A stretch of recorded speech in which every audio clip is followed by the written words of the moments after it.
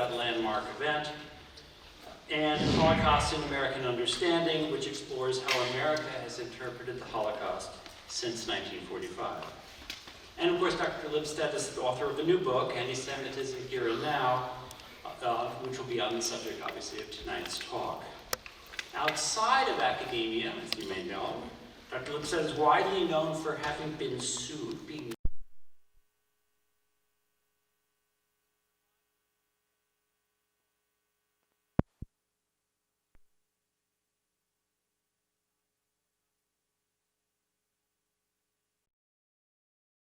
urged by many to settle for the modest sum that Irving demanded.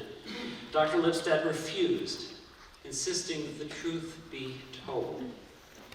Following 6 years of trial preparations, the truth won out, with the judge saying, describing Irving as, quote, a neo-Nazi polemicist who perverts history and engages in racist and anti-Semitic discourse.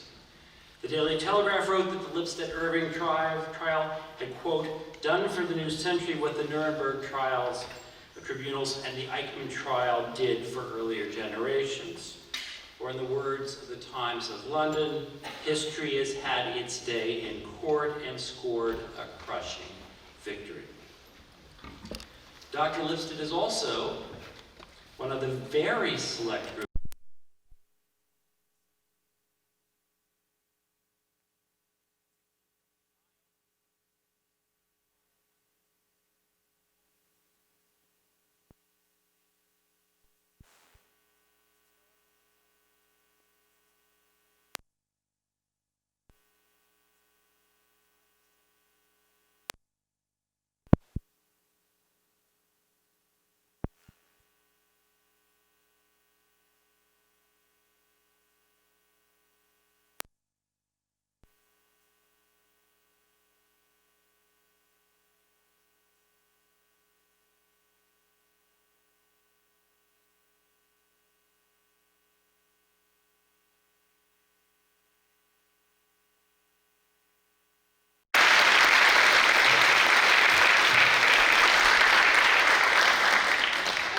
people with signs, you know, but those of you who know what happened last week, but unimportant. Now you're all going to go try to figure it out. Recently, I gave a talk to a group of people in business, amongst them a CEO of one of the leading American companies, one of the Fortune 500 companies. And it was a very friendly audience. People listened very carefully. And at the end of my talk, the CEO said, raised his hand, and he paid careful attention. He looked very worried about the whole situation. He said, Jews are so smart, so accomplished, they've done such great things. How is it possible that they haven't been able to solve the problem of anti-Semitism? So I answered, I didn't giggle. But I said to him, you know, women are really smart. And women are really accomplished.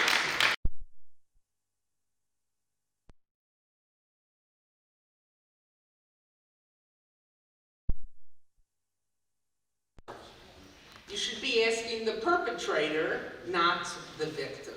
However, since it is the victim who bleeds, obviously it's all of our problems. Now, it's difficult to talk about anti-Semitism. I wrote a whole book about it. That was difficult too. But because you're writing about something that is irrational. And the minute you start to analyze it, you run the danger of slipping into treating it rationally, of creating a level playing field. Anti-Semitism is a prejudice. Think about the etymology of the word prejudice. Prejudge. Don't confuse me with the facts. I've made up my mind. Or as a colleague of mine at Emory likes to say, you meet the stereotype in front of your nose while the person is still 2 blocks away. If it wasn't such a dangerous thing, it would be ludicrous. It would be, to put it mildly, stupid. For me to decide what your values are and how you behave on the basis of your religious beliefs, the color of your skin, your sexual orientation, whatever it might be, it makes absolutely no sense. And yet prejudice is something that has caused terrible, terrible damage and terrible, terrible hardship. So of course it has to be taken seriously. So if anti-Semitism is a prejudice like other prejudices, racism, sexism, homophobia, fear of Muslims, whatever it might be, how is it different? Is it exactly the same? But it isn't. It has distinctive qualities which I think make it different from the vast majority, if not all, other prejudices. First of all, it comes from the right and from the left. The vast majority of prejudices of these kinds tend to come from the right, the political right. Anti-Semitism comes from the right and from the left, so that makes it distinctive. It's also distinctive because, well, let's compare it, let's say, to racism. The racist, and here I'm going to deal with the stereotypes, that I just was talking about. The racist looks upon the person of color and says, that person is not as smart as we are. That person is not as accomplished as we are. If that family or that person moves into our neighborhood, there goes the neighborhood. If their kids go to our kids' school, there goes the school. The racist is punching down. I got to keep that person away from me because they're going to take me down. I'll deal, Lisa Leff is here, American and of the United States Holocaust Memorial Museum, so an example that I'm sure she knows, but that in the 1936 Olympics, when the Nazis had to explain to the Aryan audience, another ridiculous, there is no such thing as Aryans, but, so I put it in air quotes, to the Aryan audience, how is it possible that Jesse Owens won 4 medals? Something that had never happened before. His athletic feat, and you can spell, as I like to say when I talk about Jesse Owens, you spell feet either way and you'd be right, shocked the German public. How did this non-Aryan black man beat Aryans?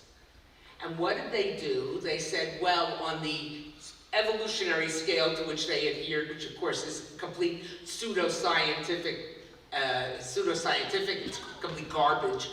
They said this, he comes from Africa, his roots are from Africa. Therefore, according to Nazi evolutionary theory, he is closer to an animal than to a human, and he has the hip structure of a horse. Therefore, no Aryan could have run as fast as he did. So in other words, they put him down. The racist punches down. The anti-Semite does something different.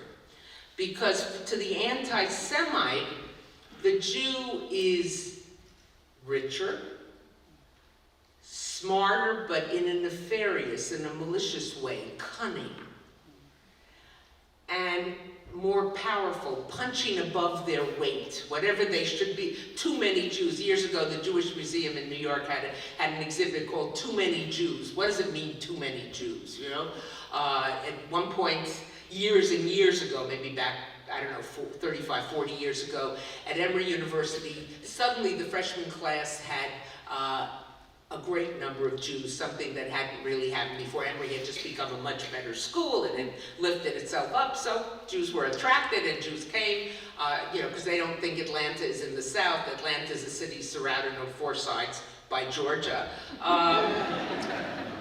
And so the student newspaper at one point decided to do interviews with people on campus. Are there too many Jews on campus?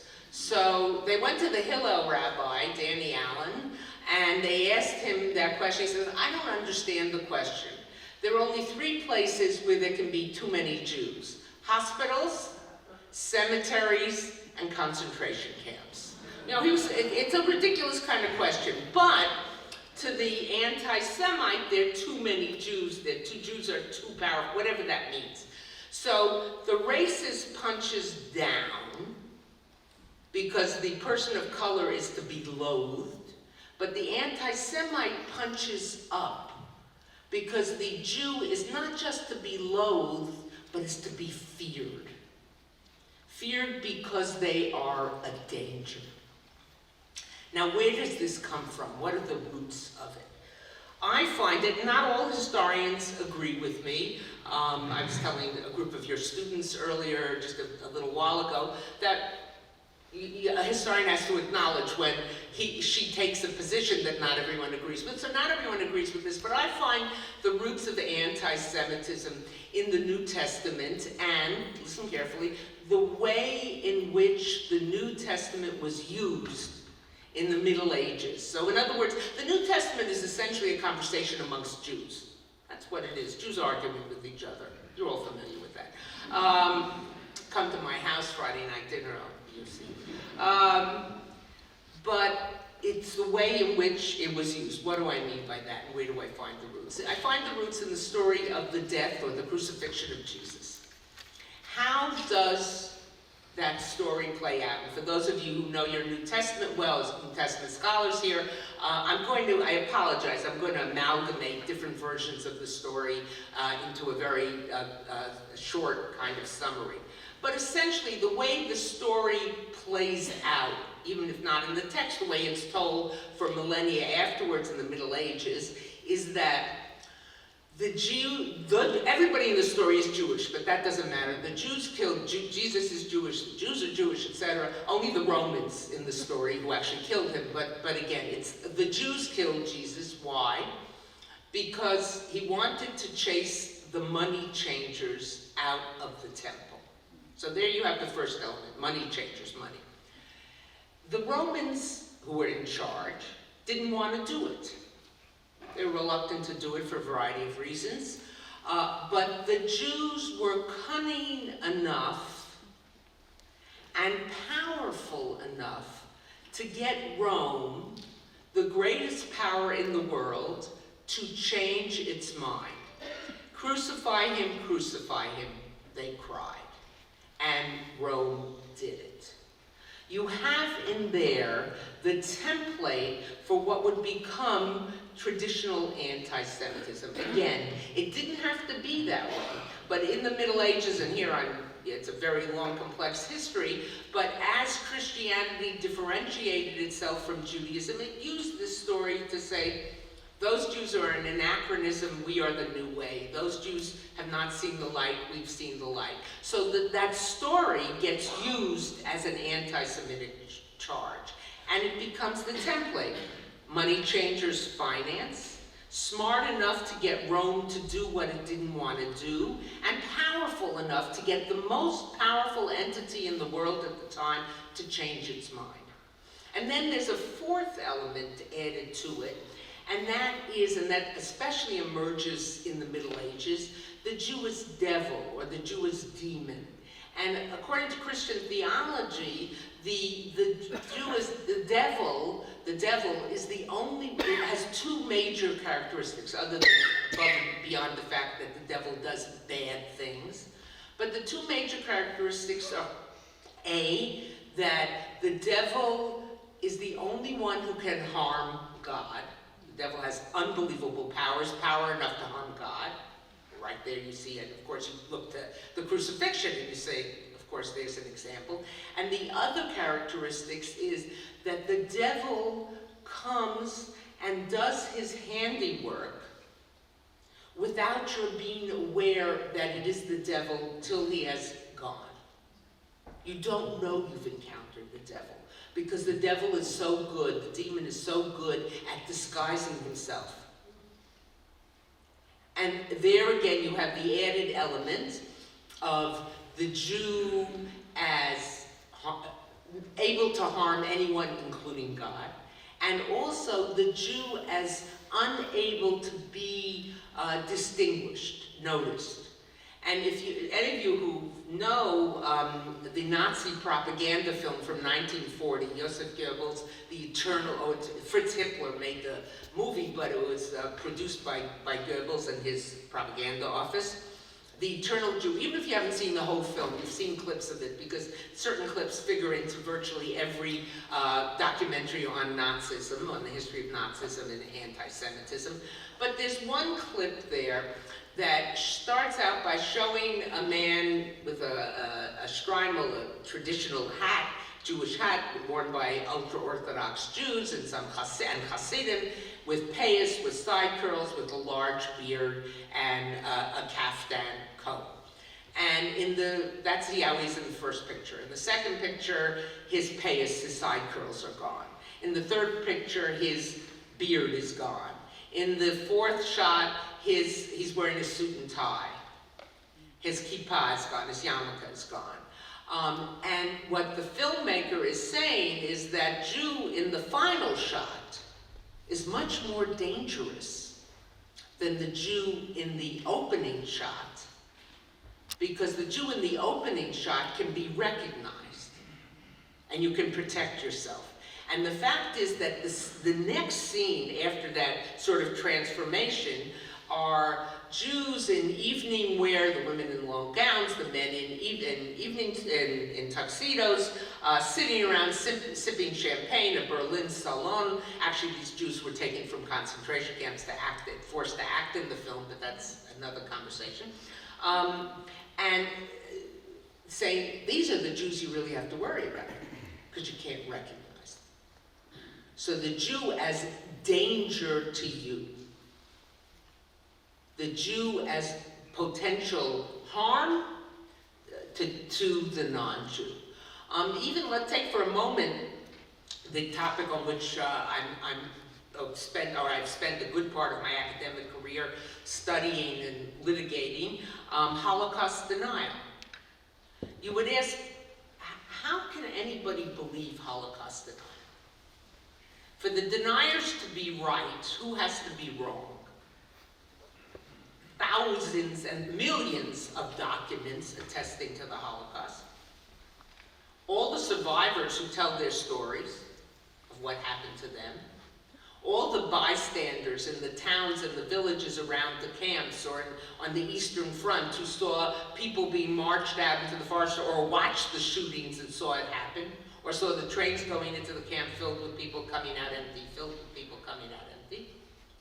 Thousands, literally, of historians from throughout the world would have to either have been duped or be part of this hoax. And above all, the perpetrators. In no war crimes trial since the end of the war has a perpetrator ever said it didn't happen. They've said, I didn't do it. I wasn't responsible. I was forced. I wasn't there, but not it didn't happen. So how is it possible that something such as Holocaust denial gets any traction whatsoever?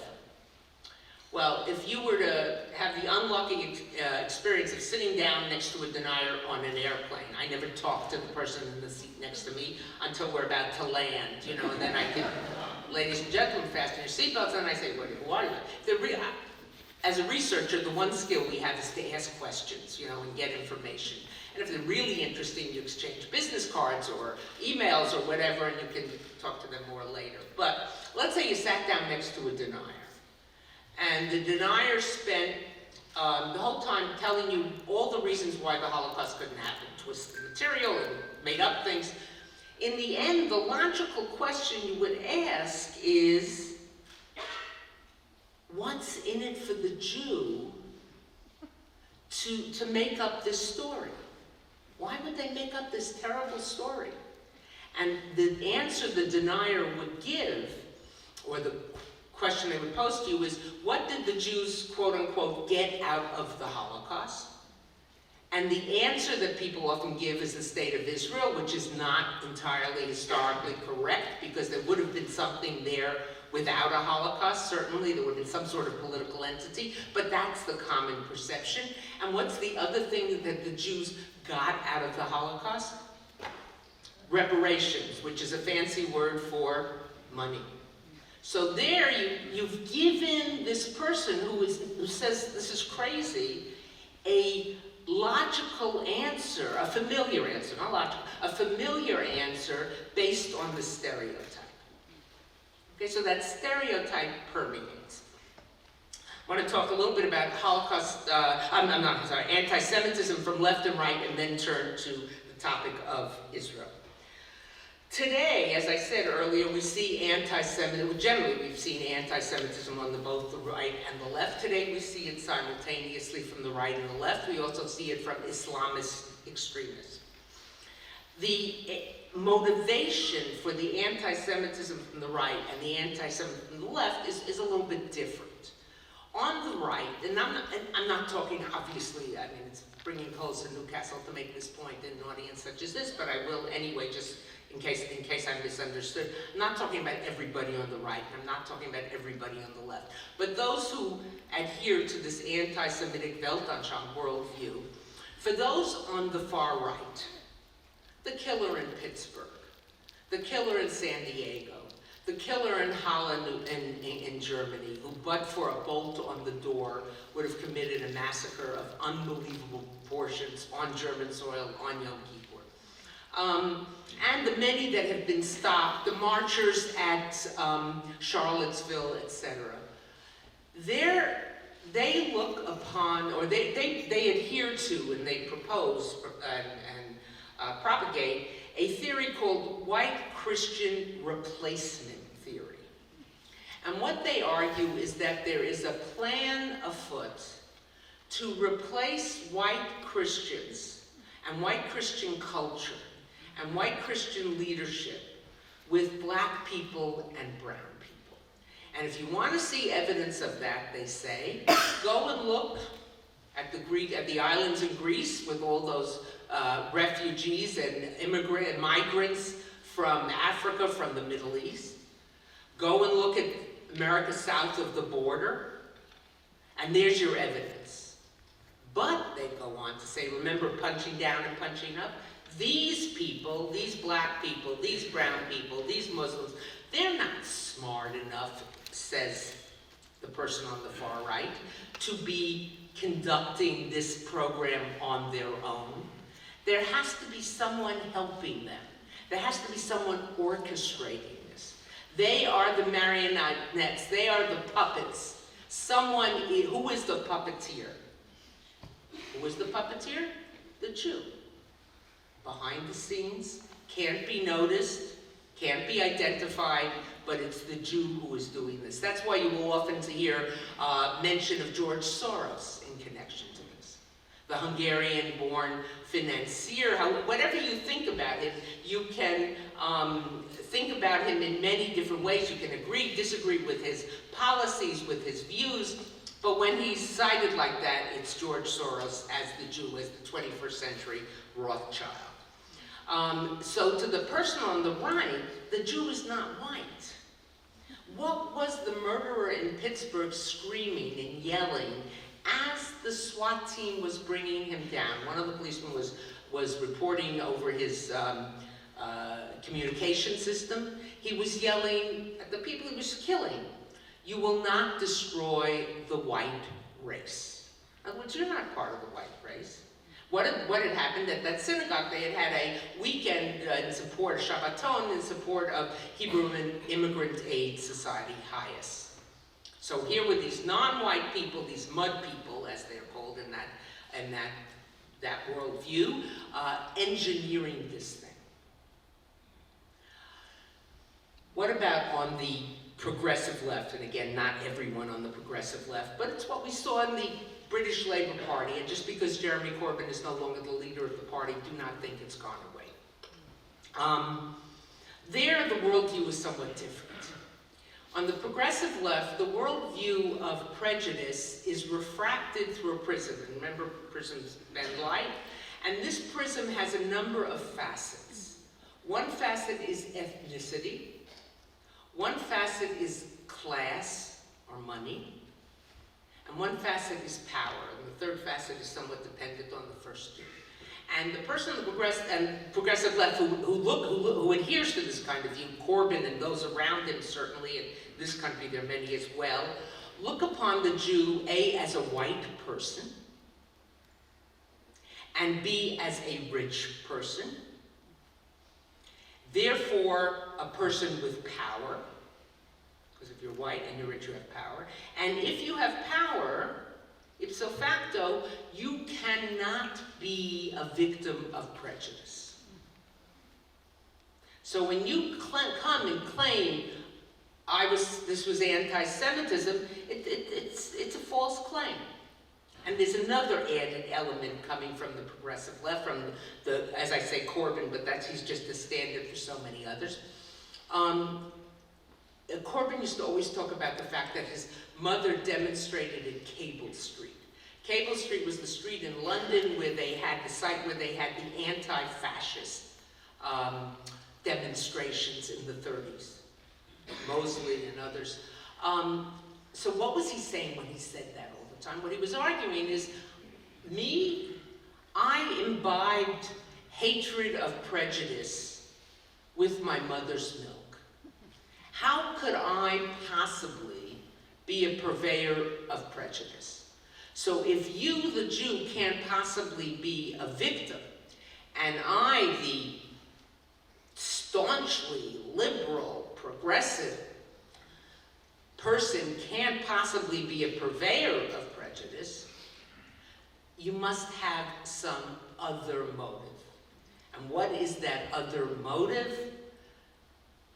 You want to deflect criticism of Israel, you want to attack the Labor Party, etc., whatever it might be. You want to achieve your own goals, but often it's connected to Israel. Now the irony is, of course, that looking at the Jew as white, in this country, the estimates are, the guesstimates, we don't know exactly, but 15% of the American Jewish population, people of color. But that doesn't, that doesn't fit in with that perspective. Certainly in Israel, of the Israeli Jewish population, the leading demographers estimate that over 60% are people of color. So how does this all connect to Israel, which is the main focus tonight? But I couldn't just jump into that without giving you this structure to go around. Again, I'm going to say something which I think is probably unnecessary in an audience like this, but it's something that has to be said, and I just got this question this morning from a retired professor at a major university. Criticism of Israeli policies is not anti-Semitism. You want to hear criticism of Israeli policies? I send people to two places, haaretz.com, or, if you're really good in Hebrew, the Knesset. And yelling and screaming and criticizing of policies. Clearly, criticism, today there are many people in the United States, who are critical of American policy. And they're not anti-American. And those same people, 4 years ago, loved American policy, and the people who love it today were very critical, and they weren't anti-American. So that's not what we're talking about. What we're talking about is when you have a myopic, blinded view of the situation. So what do I mean by that? Well, let's say you see all the wrong only on one side. If only the Israelis would do this, that, or the other, everything would be solved. Then you don't see it as a much more complex problem, as you would probably see any other international problem. Or when you have a myopic view of human rights problems, and I'm not saying you can think Israeli policy is completely wrong. Many people do. But when you see this as the central human rights issue in the world, that doesn't mean that to be able to criticize you have to be involved in and concerned about every single human rights issue. Just like if you're worried about a certain disease, it doesn't mean you don't think other diseases are important, but you focus on one because it's of concern to you. But still, when there is no recognition of other issues, or no recognition of other minorities, the Kurds, the Chinese Muslims, the Rohingya, the Palestinians in Syria, who have been slaughtered by the Syrian regime, etc. When there's none of that recognition, you gotta ask, why this singular focus? May not necessarily be anti-Semitism, but it may be coming out of an anti-Semitic motive. Or another thing which happened to me recently, there was a lecture I went to, and a lecture that was very critical of Israel. And afterwards, a number of people were standing around talking, and I was just sort of, I was incognito. Most of the people didn't know me, and I was standing next to someone who said the following. He said, Israel was born in sin, and therefore it doesn't have a right to exist. So I, as nonchalantly as I am genetically capable of acting, which is not very good, said, well, what do you mean by that? And he said, well, in the 48 war, it kicked out the Arabs, the Palestinian Arabs, from the land that became Israel. I said, well, that's not entirely true. We do know, we have documentary evidence that many left because they heard on the radio from Jordan, from Egypt, the Arabic-speaking radio, leave, you'll come back in a week and you'll get the Jews' homes and gardens and orchards, or their imams told them, their leaders told them, whatever. I said, but it is true, and this is difficult for people who are supporters of Israel sometimes to hear, but it is true that there were places where Jewish fighting forces did kick out and force out Arabs. So he said, well, that's it. If they did that, it doesn't have a legal right, doesn't have a moral or ethical right to exist. So I said, I'm a historian, so let's put this in a bigger historical context and look at other countries, just for a moment, consider other countries which may have sins, wrongs, in their founding history. And let's start with the United States of America and our treatment of Native Americans and slavery. Enslaved people, building much of the economy of this country. Or let's go north to Canada and Canada's treatment of the indigenous people there, what's called the First Nation, they call the First Nation. Or Australia and the treatment of the Aborigines. Or New Zealand and the treatment of the Maoris. I'm not saying that because you have all these other examples that makes it all right. Never. That doesn't make it all right. That would be, Me Too has reminded a lot of people who didn't know that before, that just because one person does or another person doesn't make it all right. But what I'm saying is, when you're only focused on that and you say, well, that therefore it delegitimizes the right to exist and don't consider the others, then I have to ask, what's going on here? What is the motivation? But I think the other thing to recognize with the centrality of Israel, as so often in the question of anti-Semitism, is you can disagree, you can think Israeli policy is wrong on the settlements, on its treatment of Palestinians, whatever it might be. But that doesn't cause anti-Semitism. Because go back to what I was saying originally. If anti-Semitism is a prejudice, and prejudice is illogical, then it might cause you to dislike the Israeli policies. It might cause you to very vehemently disagree with the Israeli policies. But the minute you're saying that something like that causes anti-Semitism, it would be like saying, I don't know, if someone got mugged on the street by someone who happened to be African American, and then said, I can't stand African Americans. Why? Because I got mugged on the street. You'd say, you're crazy. Not only more than crazy, you're racist and you're prejudiced. Because that's completely illogical. It's taking one individual, maybe even a group of individuals, and applying it to everyone. But that's the disconnect. Disagreeing, one thing, but when you apply it in this myopic way, or you use the anti-Semitic tropes, memes, stereotypes that I've been talking about, and apply it in that way to Israel, then you've crossed the bound. So it's not criticism of policy. I think that's very important to recognize. Let me just bring this to a close, because Professor Nadell and I are going to engage in a little bit of conversation. I think ultimately what we're seeing today is, with the moral guardrails that have existed for a long time in society, really being down. I was saying to some of the students earlier, that what used to be unacceptable to say, whether it's about Jews, whether it's about people of color, whether it's about people of a certain sexual orientation, people who, whatever, different religion or whatever, what it used to be felt that you can't say that. You may think it, but you can't say it. Now, not only is it being said, but it's become almost a point of honor. You can't tell me I can't say this. So the kid in the high school, and it's not just the kid in the high school,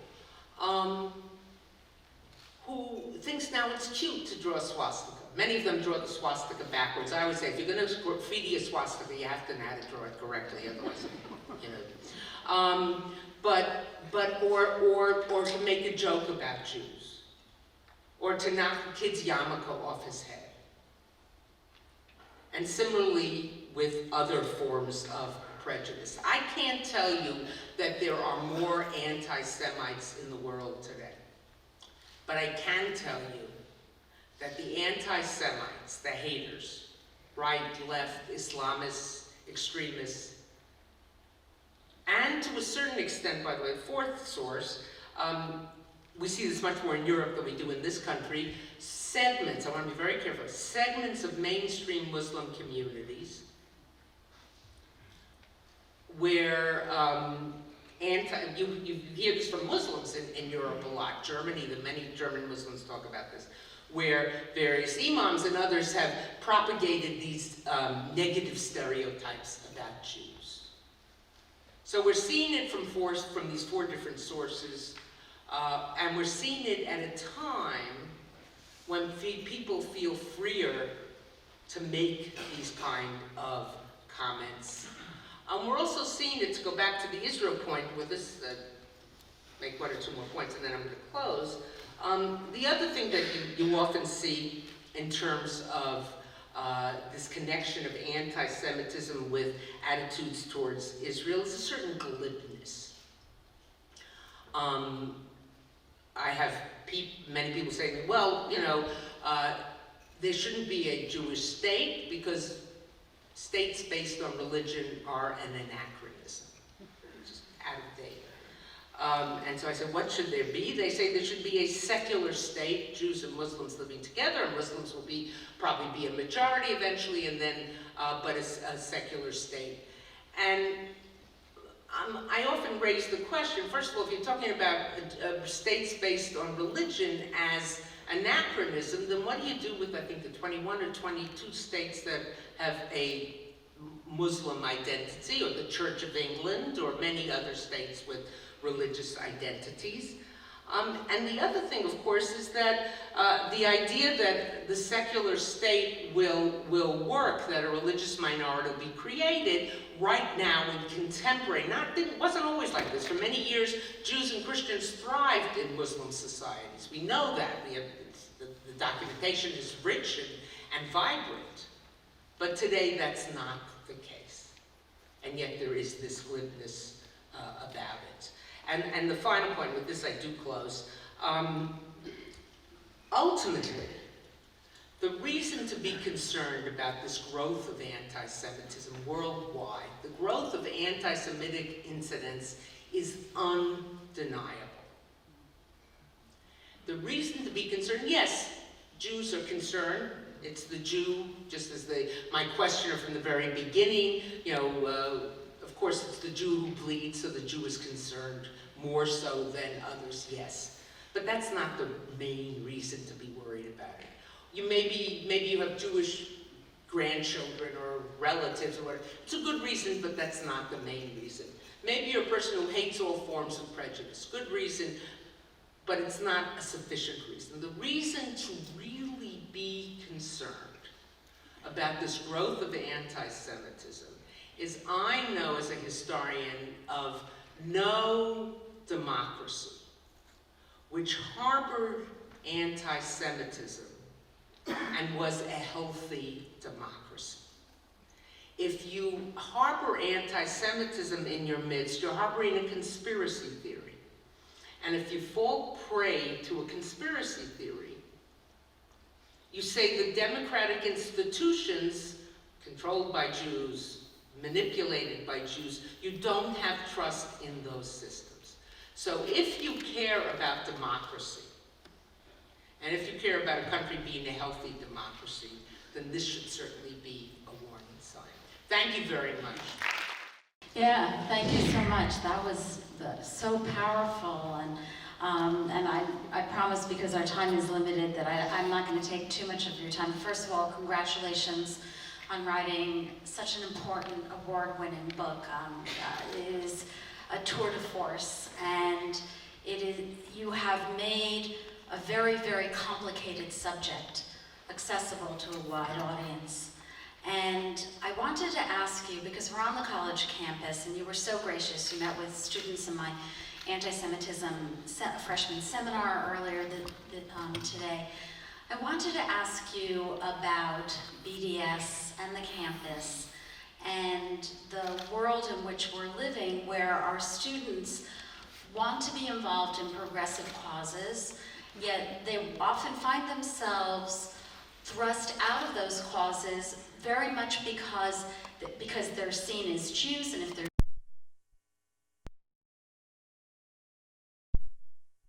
First of all, BDS, boycott, divest, sanction. Truth be told, this movement has nothing to do with boycotts, divestment, or sanction. It has to do with making Israel toxic. If you want to boycott and divest, everybody take out their iPhone, pass it up. Everybody pass up their iPad. If you've got a stent, take it out, and 1,000 other things. But it's about making Israel toxic. However, having said that, I think you have to, again, treat it with nuance. And that's one of the things I've been trying to do, and I think sometimes people find it frustrating, my nuance frustrating, but so be it. If you look at the founding documents of the BDS movement, available on the internet, you will see that they really call for the destruction of the state of Israel. No question about it, they call for the end of the state of Israel. Now, there was a time, if you were against the existence of the state of Israel, many Jews were sitting next to one of the great American Jewish historians, many Jews did not believe in this. Even after 45, there were still Jews, American Council and others who didn't want a state of Israel. But today, when you have 6 million Jewish citizens of a state, and you just, Helen Thomas said they should all go back to Poland, but as I said earlier, 60% of them don't come from Poland, more than 60% don't come from Poland. When you treat it with that glibness, when you treat the future of entire people with such glibness, then I think you've entered into an anti-Semitic stance. I'm not willing to say that everybody who doesn't believe in the state of Israel is ipso facto an anti-Semite. I'll tell you why. Remember Monsey, what happened in Monsey on the Saturday night, Motzei Shabbat of Hanukkah? And remember the gentleman who actually stopped the killer by throwing a coffee table at him and then running outside and either getting a photo or remembering his license plate so the New York City police could stop him as he crossed the George Washington Bridge and arrest him? That young man was offered an award last week of $20,000 for what he did. And he turned it down, he's Stockmer, he turned it down because he said, I think it comes from Zionist organizations, ADL, and American Jewish Committee or whatever. And my rabbi says I can't accept from Zionists. So he doesn't believe in the Jewish state. So you have to be careful. If you make that blanket statement, what do you do with Satmar? And others, you know, well, they're not, well, then, but the vast majority of people who argue against the existence of a Jewish state are, I would say, arguing out of anti-Semitic, either anti-Semitism to begin with, or having adopted those motifs and those stereotypes, etc. Now, having said that, what I'm unwilling to do is to say that every young person or not so young person who supports BDS is ipso facto an anti-Semite. Because I think there are a lot of people who are attracted to the movement because they think, naively, I think, and wrongly, but they think that this is a way of getting Israel to change its policies, to change its behaviors, etc. And I don't think it is. I think it's a movement, as I said earlier. If you look at the people who organized it, I quote them in the book. There's no room in the Middle East for two states. There's no room for a Jewish state. So that's how I see BDS. Now, going back to the more important part of your question, and I was just in Berkeley last week, as I mentioned at the outset. But you find it on many campuses. You don't have to go to the Republic of Berkeley to find it. Jewish students are finding themselves put to a test that has never happened before. That if they want to be part of a progressive effort, LGBTQ rights, green, anti-rape, the Columbia had no red tape and other campuses call it other things. They are put through what I call McCarthyism of the left, in which they have to prove their bona fides. You're Jewish, what's your position on Israel? Because if you're a supporter of Israel, then you couldn't possibly be for the environment. If you're a supporter of Israel, you couldn't possibly care about LGBTQ groups. If you're a supporter of Israel, you couldn't possibly be concerned, or we can't let you be in this progressive group. And that is as bigoted as anything from the stereotypes from the right towards those very groups. And that is a real problem. And I think it has left many Jewish students feeling dislocated and forced to choose between their politics and their identity. But it's not just to choose, they have to prove, as I say, their bona fides. And that's a very disturbing situation. And I'll respond to that, but I'm going to do that. I'm going to ask, if you'd like to ask a question, would you please line up at the microphones on the side? And I'm going to tell everyone, the students are going to be over, most of my students are over on that side of the room, so they're going to get priority at the beginning. But feel free to come forward. Like you, I have seen the students struggle with this, and you and I both know of some of the particularly really well-known cases. A student who was elected at, I think it was UCLA, was elected to the Student council. Yes, student council, and then the very question that they asked her, what should have been a routine confirmation was, well, how can you possibly be objective because you belong to a Jewish sorority? And so this has become a very serious issue across the campus. And the refusal, that what gets linked in, is the refusal to take anti-Semitism seriously, right, because it's coming from the left. So that last week in my lecture at Berkeley, you have a lecture on anti-Semitism. It's true I discussed Israel in it, a small piece of it, but it was really about you had the three students, any talk about anti-Semitism must be a sop, a cover, to avoid discussion of Israel. Right, exactly. So, over here, thanks. Hello, I wanted to ask about the possible correlation between the rise in anti-Semitic attacks and a lack of Holocaust education, because I believe I saw that it was 66% of millennials or high school students don't even know what Auschwitz is, and I want to know what possible ways this could be addressed. Okay, I think I'm going to say something that's easily misunderstood, so it's sure to be misunderstood. And I'm going to do my own bona fides first, just to try to fight that misunderstanding. I've spent 40 years educating about the Holocaust, writing about the Holocaust, teaching about the Holocaust. But teaching about the Holocaust is not a magic bullet against anti-Semitism. And to simply say, okay, we had a Holocaust incident, we're going to take these kids over to the Holocaust Museum and that'll solve everything. It won't. It's within what context? How is it taught? How is it understood? Does the student walk out or the person walk out thinking, oh, you see, the Nazis hated the Jews too, so there must have been good reason.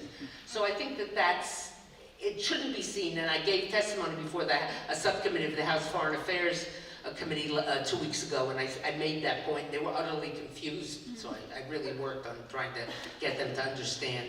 It was bipartisan confusion, so. But in any case, having said that, I do think it's a tremendous concern of the lack of awareness of what Nazism was, what Auschwitz was, this attempt to destroy the Jewish people, and the fact that had the Nazis won, there would have been a whole slew of other people who would have been destroyed. They would have, quote unquote, finished the job with the disabled. They would have killed all homosexuals. The only homosexuals they really persecuted were German and Austrian, but they would have done others. They would have killed lots of Eastern European people, the Mongols, wherever they would have been, they would have wiped out peoples. And this attempt, the idea that in the lifetime of people still on the face of this earth, there was an attempt to wipe out an entire people. And so many people either don't know about it, as you rightfully pointed to it, or say, well, you know, the Jews were. Well, the Jews in Germany were the whatever, you know, or Jews are like that, or Jews, you know, whatever it might be. Or to say, oh, we hear too much about the Holocaust, you know, just as you hear people say, oh, I'm tired of hearing about slavery. We haven't heard enough about slavery in this country. We haven't heard enough about anti-Semitism. So I don't link the two absolutely, or look upon Holocaust education as a easy antidote, but I think it could, if done correctly, could serve a purpose. Thank you, Louis. That was great. That was a great question. Next. Unfortunately, I'm not a student, but thank you for calling on me. In my reading about anti-Semitism, it appears to me that we have a huge rise of anti-Semitism, as you pointed out, throughout the world, certainly in our country here, the United States of America. And which most concerns me is on college campuses. And I feel it's critical because this is when the minds are being shaped and ideas are being formed. And the students sitting here now are going to be the future councilmen and women and mayors and representatives. And what they're learning now and the views that they're forming now, they're going to take into adulthood. And I think it's critical that they get a balanced education.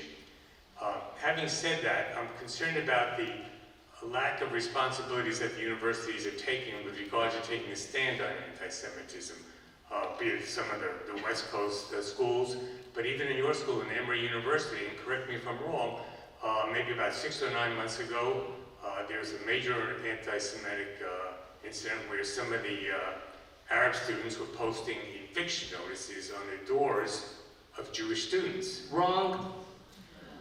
Okay, correct me. Wrong, but the general perception. Keep going. But anyway, so wait. I feel like I'm back in school now. Well, you got on the student side of the question, so I'd like you to comment on whether the university should take more responsibilities with regard to putting down anti-Semitism. I know in my alma mater, in the Middle East Studies Department, they've accepted money from the Middle East countries, and those countries that are giving the money often dictate the curriculum in Middle East Studies, which is not at all balanced. And here are other things. So I'd like your comments. Thank you. First of all, on the Emory incident, it happened you got right, about 8 months ago, a group of students, I don't know if they were Arab students or Middle Eastern students or students on the left, did post eviction notices. They did not post them only on the doors of Jewish students, or where there was a mezuzah or something. They posted it on an entire dorm. So it wasn't picking out a group of students. And the eviction notices were supposedly the notices that used when Israel evicts a family because the family is connected, an Arab family from their house because a member of the family is connected to terrorism. Where they crossed the line into anti-Semitism is where they said, not just on the notices, but afterwards, we won't have any conversation with Hillel, with Jewish students, we have Eagles for Israel, pro-Israel groups on campus, Hillel, Chabad, and they named a whole slew of other Jewish groups. So right there you saw it. If you're part of Hillel, if you're part of Chabad, if you're a Jew, ipso facto, you are guilty of this. So that's very disturbing. Now in the university world, we have a provost and a dean, or a former provost and a dean sitting here. I would not want those kind of jobs for anything.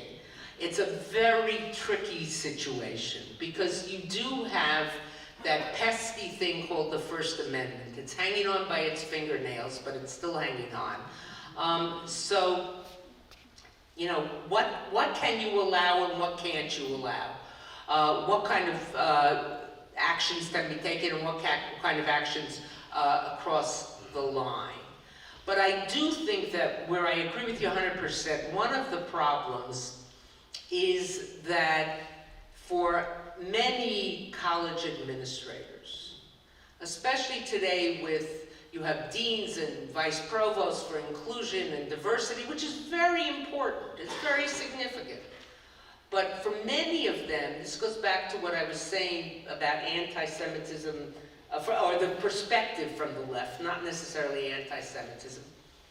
The Jewish student doesn't present like a typical victim of prejudice. In walks a student, you know, self-assured, parents have called, you know, not of color, possibly financially secure, not always, but possibly. And they're saying, I'm a victim of prejudice, I'm a victim of anti-Semitism. And this administrator looks at them and says, I don't understand what you're talking about. This isn't what presents usually as a victim of prejudice. And that is problematic. That is really problematic. And I think it's something that has to be addressed.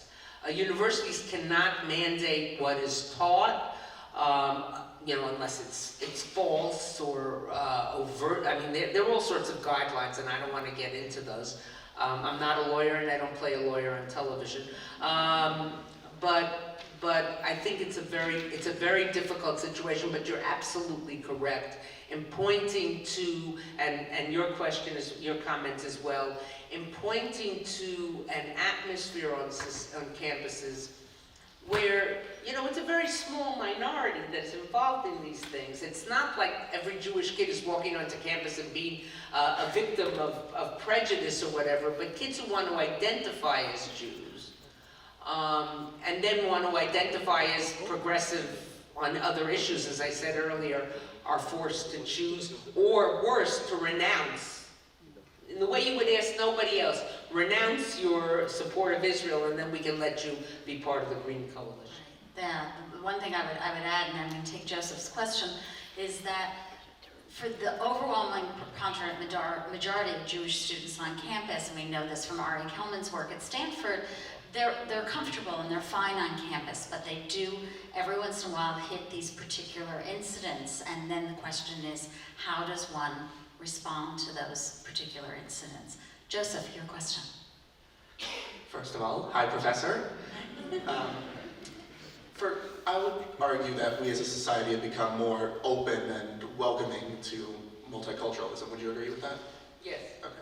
So that being, Within limits. within limits. But that being said, would you agree that over the past few decades, and especially going into the 21st century, society in the United States in general has become not just hostile, but in many cases has rebounded to the hostility toward Judaism and Jews that was experienced in the early 20th century? No. I think that may be taking it too far.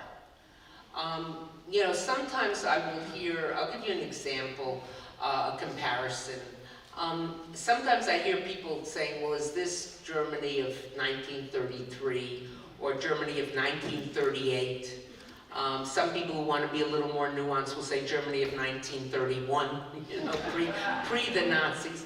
But I once heard a story, it's not, it's quite different. I heard a story once from a survivor at the Holocaust Museum. I think his interview is even up on their website. And he had come from a smaller town in Germany where it became impossible for him to go to the local school. Teachers were Nazis, and Jewish kids were persecuted, etc. So his parents sent him to a Jewish school in a larger city, which had a dormitory associated with it. Maybe a yeshiva-like school, I don't quite know. Came the night of Kristallnacht, November 38. And there was a synagogue next door, and the teachers came running into the dormitory and said to the students, run, the building is on fire, get out, etc.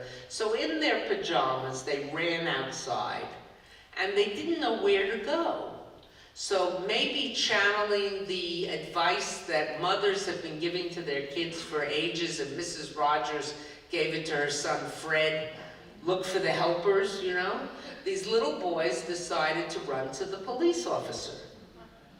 And they ran to the police officer, and the police officer looked at them with a sneer and said, I don't protect Jewish children. Today is a very different world. Even countries which engage in anti-Semitism, Poland, Hungary, etc., protest that they don't. But certainly, if we look at when we've had these horrific anti-Semitic incidents, you know, Angela Merkel, head of the German government, saying there is no room in this country for anti-Semitism. That doesn't mean there isn't anti-Semitism there. Or Prime Minister Valls, former Prime Minister of France, after the hyper-kasher incident, said, France without Jews, after the Jews had been urged to leave, he said, France without Jews is not France. You wouldn't have heard that at the beginning of the 20th century. Not the Dreyfus affair, I'm sitting with a French historian, so tell me I'm right. Yeah, she says I'm right, so she didn't have much choice, but it's a different world. That doesn't mean it's good. That doesn't mean it's right. Doesn't mean that it isn't disturbing. But I think we have to be nuanced in our comparisons, you know, and not engage in, you know, what I call the Jewish Chicken Little, the Oi Gewalt syndrome, dear me, the sky is falling. The sky is not as secure as it used to be, but it's not falling the way it was in other countries at other times. So, okay? Thank you. And the other thing to remember, back to the earlier question, is that the life on college campuses for Jewish students is so different than it once was. I mean, one time, if you went on your college interview to one of the Seven Sisters schools, the first question you were asked was, what church do you go to, right? There were quotas in college admissions. I mean, the atmosphere on campus was very different, and Jewish students were segregated in where they lived. Nancy Berman, who was the former director of the Skirball Museum in Los Angeles, went to Wellesley, and I believe this is a story I heard from Nancy, so if you see her, ask her if it's true or whatever. But she arrived in Wellesley, and she was in her dorm, first day she arrived, she's walking down the hall, and she sees Berman, Rosenberg, you know, Klein. She says, so many Jewish students, and then she realized all of them were in the same floor in the same dorm. Exactly, yeah. All right, thanks. Next question. Hi, my name's Josh. I'm a sophomore here at American. First, I just want to thank you for coming here and speaking. And Thank you for having me. Also, I wanted to thank you for your career because my dad grew up in the UK, and growing up Jewish in the UK, he had a lot of abuse thrown at him, and a lot of it was Holocaust denial. And he says to me that that a lot of the people that said that backed their things up with claims made by David Irving and people like him. So when we watched the movie Denial together, it was really important. And you expecting Rachel Weisz to show up here today. I hope you're not disappointed. No, this is even better. So my question would be, as some backdrop, I'm also involved with AU Students for Israel here at Emory University, and I spend a lot of my time privately and within the nature of the club talking to people who don't think that anti-Semitism is an issue on campus and don't think that Israel has a right to exist. That's not all the people I speak to, but that's some people. And when I speak to them, I try to give them information and facts to the contrary, and I don't seem to get anywhere with them. And my question would be to you, because you mentioned today that anti-Semitism is illogical, there's no amount of facts that can make anti-Semitism go away, and to that effect, anti-Semitic criticism of Israel as well. Not all criticism of Israel, but anti-Semitic criticism of Israel can't be taken away with facts. What can we do, especially on campus, when facts aren't enough? I'm stumped. It's a great question. It's a great question. And it's one of the reasons why I won't debate Holocaust deniers, because debating a liar and someone who ignores the facts is like trying to nail a blob of jelly to the wall. It's very difficult. I can't give you an easy, it's a hard question. And I won't degrade the question by giving you an easy answer. Just stand on the facts, and because we know that people aren't willing to listen. And today we live in an era where everybody, someone said to me recently, well, I'm entitled to my facts, and you can have your facts. And I was talking about the history of the Holocaust, and I said, I think they know who they're talking to. But it's tough. It's very tough. And I think that it's a case-by-case situation. I would argue that as long as you know you're being truthful and you know you're being recognizing that it's not black and white and there are lots of grays and there are always grays, that just stick to your guns. You may not change that person. Some people are so wound up in their hatred, their anti-Semitism, their racism, their homophobia, whatever it might be, that they can't give it up. They won't give it up.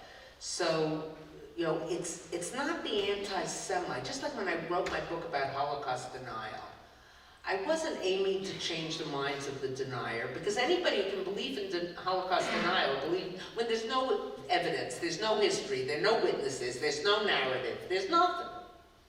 Except a bunch of people after the Holocaust saying it didn't happen. I wasn't trying to change their minds. I was trying to change the minds of the people they might impact.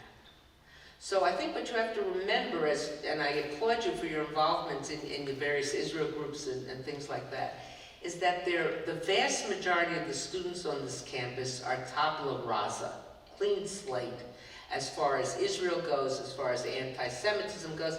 They're really not even sure precisely what it is. And it's those kids, those students, that you want to reach. About the anti-Semites, let them wallow in their conspiratorial theories, because there's no changing them in that. Thank you. We are regrettably out of time. So I'm going to thank, on behalf of the College of Arts and Sciences, the Center for Israel Studies, and my own Jewish Studies program, I want to thank Professor Lipstadt. She will be signing books during the reception.